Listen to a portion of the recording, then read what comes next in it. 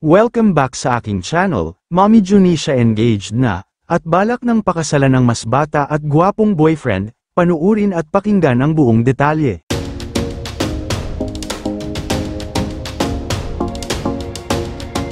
Mukhang age doesn't matter nga talaga para sa nanay ni Manny na si Mommy Junisha, dahil hindi naging hadlang ang layo ng kanilang edad sa mas bata nitong boyfriend ngayon na si Mike Yamson.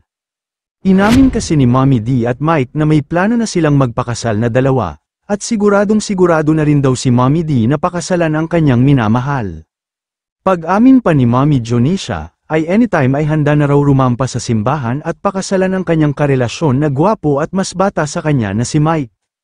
Sa mga hindi nakakaalam, mahigit isang dekada na ang itinatagal ng pagsasama ni na Mommy Junisha at Mike, na hanggang ngayon ay solid na solid pa rin ang kanilang relasyon.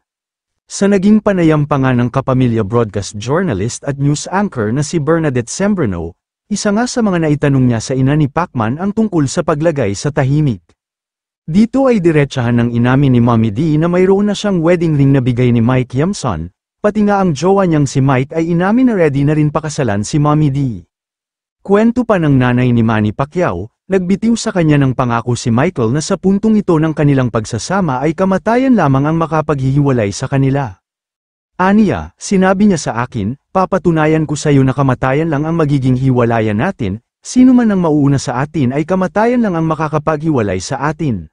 Ibinahagi rin ni Mommy D na talagang ipinagdasal niya ang pagdating ni Mike sa kanyang buhay, nabigyan siya ng mabait at mapagmahal na partner, sa kabila daw ng ilang bumabatikos sa kanilang relasyon, lalo na sa bumabatikos sa kanyang karelasyon na si Mike, na pera lang daw ang habol, ay hindi na lang nila ito pinapansin, dahil sa 26 years na agwat ng kanilang edad, ang mahalaga naman daw ay nagmamahalan sila at tunay ang pagmamahalan nila sa isa't isa.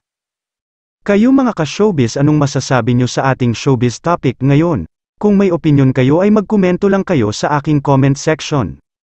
At syempre kung bago pa lang kayo sa aking channel ay mag-subscribe na kayo para lagi kayong updated sa mga showbiz trends na ina-upload ko. Maraming salamat po.